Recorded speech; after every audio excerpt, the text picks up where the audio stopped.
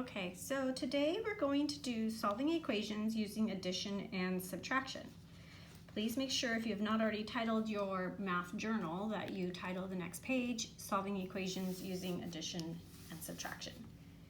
So let's look, before we even start, what an inverse operation is. Inverse operation is an opposite operation. Okay, so for example, the inverse of adding would be subtraction.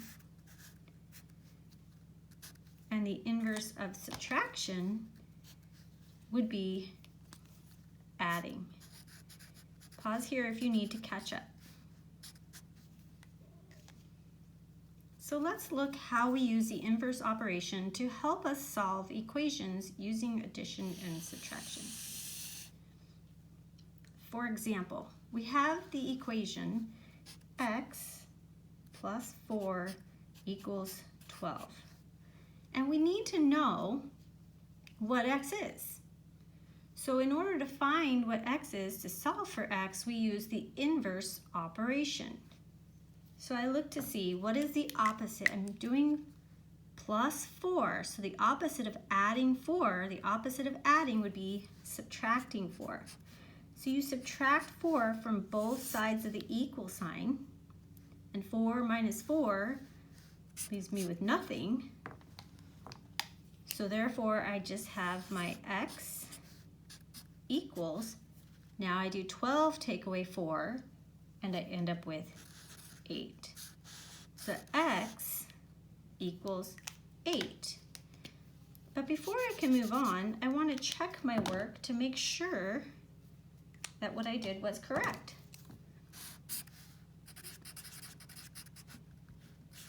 So I rewrite my equation, x plus 4 equals 12. That's my original equation.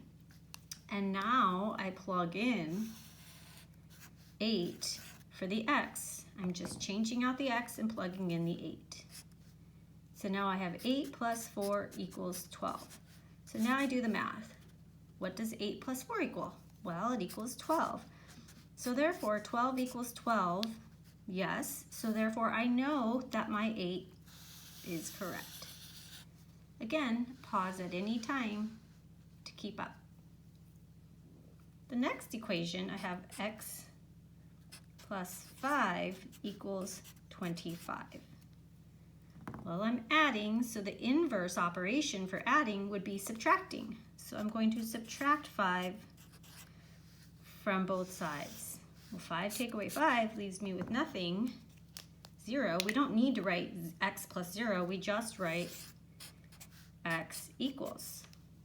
And 25 take away 5 equals 20. So your answer here would be x equals 20.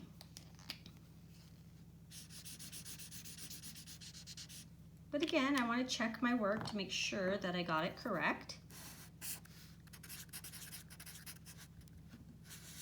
So I'm going to rewrite my equation, x plus 5 equals 25.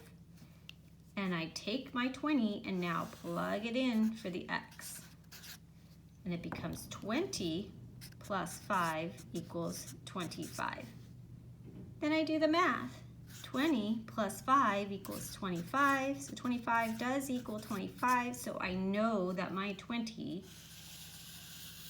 is correct. Next equation I have is s. I'm changing the variable now from x to s. S minus 7 equals 4.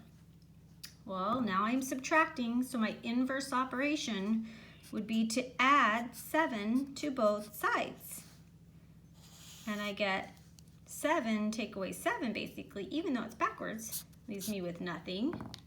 So I'm left with the variable s equals 4 plus 7, which equals 11. So s equals 11. So before I do that, I'm going to check my work to make sure that I got it correct. I'm going to rewrite my equation, s minus 7 equals 4. And now I'm going to plug in 11 for the S. I have 11 minus 7. Does it really equal 4? Well, 11 minus 7 is 4, so 4 does equal 4, so I know it checked out, and S equals 11 is correct.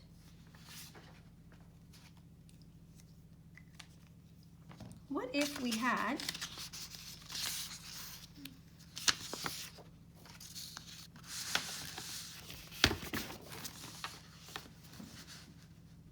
an equation that looked like this?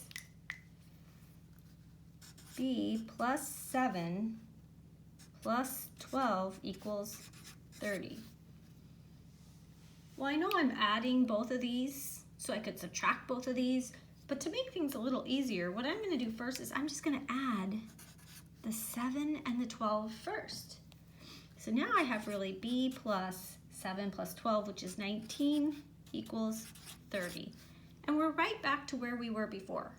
If this was 7 minus 3, then I could just do 7 take away 3 first, right?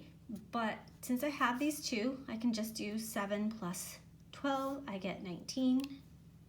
Now I look to see, I'm adding 19, so my inverse operation is subtract 19 from both sides. 19, take away 19 leaves me with nothing.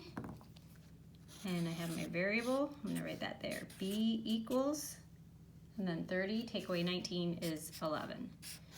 So B equals 11. But again, I want to check my work to make sure that I got it correct. So I'm going to rewrite my equation. B plus 7 plus 12 equals 30. And I'm going to take this B equals 11, and I'm going to plug in 11 for the variable of B.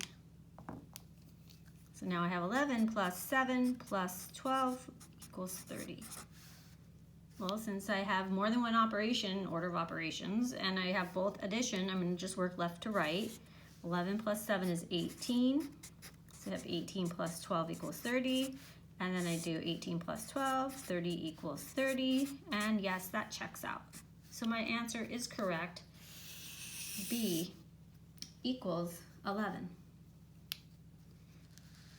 Now you can do this also using decimals and fractions. So I'm going to give you a fraction example. 3/4 equals m minus 1/2. Notice that my variable is on the right side, where in previous problems it was on the left side. That's okay. Same concept, right? Here I'm subtracting 1/2. So the inverse operation of subtracting is addition. So I'm going to add 1/2 to both sides. Well, basically I have 1/2 minus 1/2, that crosses out, and I'm left with m equals. But now I have 3/4 plus 1/2. I'm going to go ahead and write 3/4 plus 1/2 over here, because we have to add. In order to add fractions, I need a common denominator. And I didn't quite have enough space over here, so I'm just taking this part right here, 3/4 plus 1/2, and I'm writing it over there. Well, I know when I'm adding fractions, I have to have a common denominator, and I do not have a common denominator. I have 4 and I have 2. So I have to find the least common denominator between 4 and 2, and that would be 4. Well, 3/4 just stays 3/4. But since I changed this 2, I have to a 4. I did something on the bottom, I have to do something on the numerator top. So how did I get from 2 to 4? I times it by 2. Whatever I do on the bottom, I have to do on the top. So 1 times 2 equals 2. So now I have 3/4 plus 2/4. Well, 3/4 plus 2/4 equals 5/4. 5/4. But what I'm going to do is, I know that this is an improper fraction. I cannot leave it as an improper fraction. So I have to divide. How many times does 4 go into 5? Well, I made one group. 1 times 4 is 4. So I subtract 4 and I get a remainder of 1. So write that as a fraction, 1 whole group with 1 left over of the 4. So my answer is actually 1 1/4.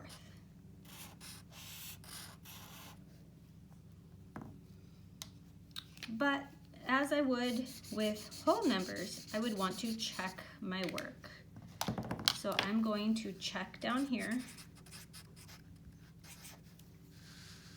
And I'm going to rewrite the equation.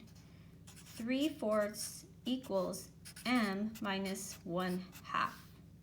3/4 equals m minus 1/2. So what I'm going to do is I'm going to plug in my 1 1/4 for my m, right? I'm going to plug this value in for this variable. So I have 3/4 equals 1 1/4 minus 1/2.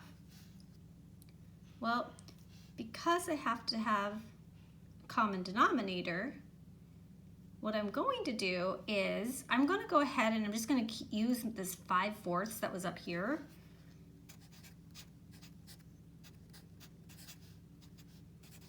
And see what I get. I'm just going to leave it as an improper fraction for the sake of checking it, because to me it just seems easier to do that. So now I look to see 5/4 minus 1/2. Again, I need a common denominator of 4. 5/4 stays 5/4, but 1/2 changed. The denominator changed from 2 to 4, which is times 2. Whatever I do on the bottom, I have to do on the top, times 2. And I say 5 take away 2 is 3, and my denominator is 3/4. So if I write this down, 3/4 equals 3/4, and it checks out. Oops, you guys couldn't see it. 3/4 equals 3/4. It all checks out. So I know that my answer, 1 1/4, is correct.